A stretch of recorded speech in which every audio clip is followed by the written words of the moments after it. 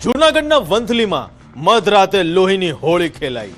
પત્નીના અંગો પર છરીના ઘા ઝીકનાર હેવાન પતિએ સાસુ સસરાને પણ ન છોડ્યા। પવિત્ર સંબંધોને કલંકિત કરતી આ ખૌફનાક ઘટનાનો જુઓ વિશેષ અહેવાલ।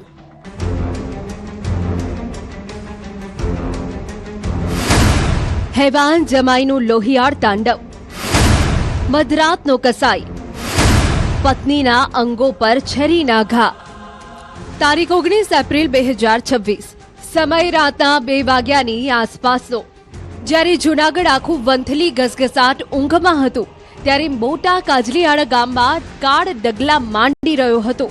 પત્નીના રિસામણાનો બદલો લેવા માટે નીતિન પરમાર નામનો એક શખ્સ હાથમાં ધારદાર છરી લઈ સસરાના ઘરમાં મધરાતનો કસાઈ બનીને ત્રાટક્યો। નિશાનો જ હતી પોતાની જ પત્ની, પણ ઈરાદો હતો જીવતે જીવ તેની આબરૂ અને અસ્તિત્વને પીંખી નાખવાનો। હું અચાનક મારી નીંદર ખુલી ગઈ, મેં જોયું ને તો એ ઊભો હતો, તો મેં એમ કીધું કે કોણ છે, અંધારામાં તો ખબર ના પડે આપણને, તો એને મારા આંખમાં ચટણી ઉડાડી। હું પછી રાઈડ નાખવા માંડી તો એને મારા પેટમાં અને અહીંયા પેશાબની જગ્યાએ એને છરીઓના ઘા માર્યા। ત્યાં છરીઓના ઘા માર્યા એટલે હું બેભાન થઈ ગઈ। ત્યાં ખૂન સવાર હતું મગજ પર। નીતિને પતિ જયશ્રીના ગુપ્તાંગ અને સાથળના ભાગે એક પછી એક 7 થી 8 ઘા ઝીંકી દીધા। ચીસો સાંભળીને બચાવવા આવેલા સાસુ અને સસરા પર પણ આ જમાઈએ રહેમ ન ખાધી।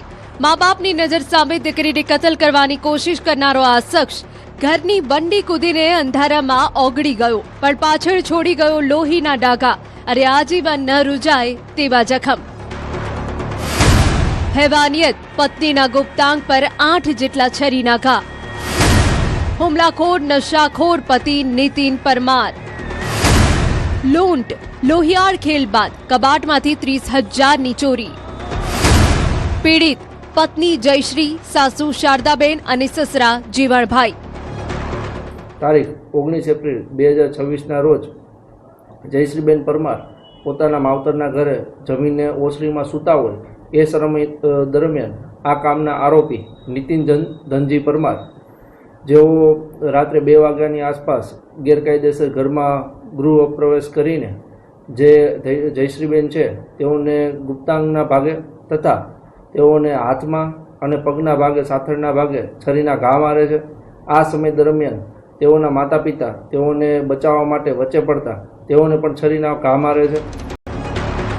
કુદરતનો ન્યાય તો જુઓ, પાપ કરીને ભાગવા જતા પાપીના પગ પણ થંભી ગયા।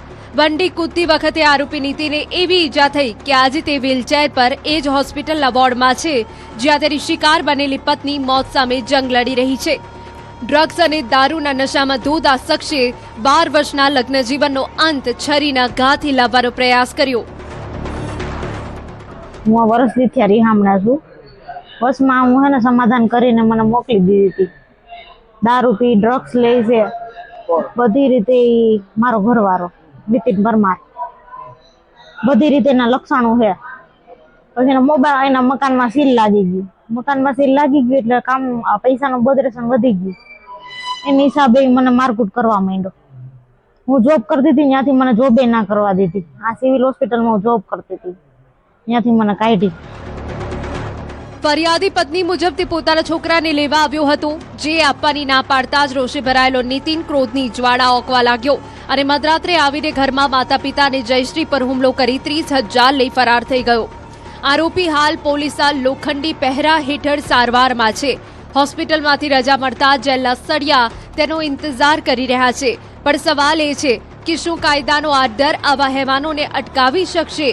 વંથલીની આ ઘટનાએ સંબંધોની ગરિમાને છરીના ઘાથી વિંધી નાખી છે। આમ એક તરફ તૂટતો સંબંધ તો બીજી તરફ વધતો ગુસ્સો અને વચ્ચે પીસાઈ ગયો આખો પરિવાર। વંથલીની આ ઘટના ફરી એકવાર ચેતવણી આપે છે કે સંબંધોમાં ઝઘડો જો સમયસર ન રોકાય તો તે સીધો ગુનામાં ફેરવાઈ શકે છે।